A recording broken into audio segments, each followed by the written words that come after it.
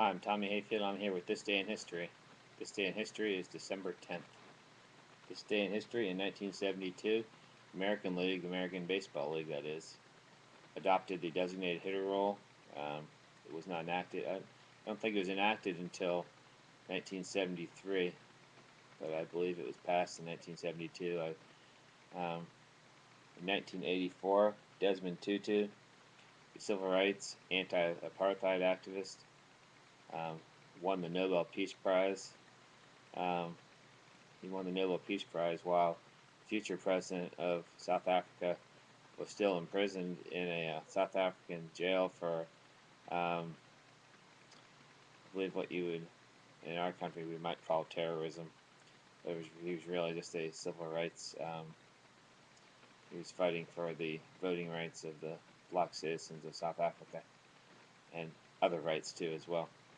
Also on this day in history, Emily Dickinson was born this day in 1830. She's a famous poet. As many of you know, she was a recluse. She wrote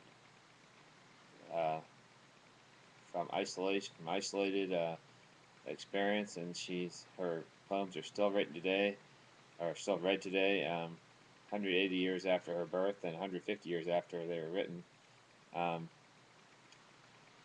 Also, this day in history, Chet Huntley, in 1911. As a matter of fact, it's his 100th birthday today. Chet Huntley, half of the duo of the Huntley and Brinkley Report, the news show from NBC back in I guess it was the 50s and 60s and 70s. He died.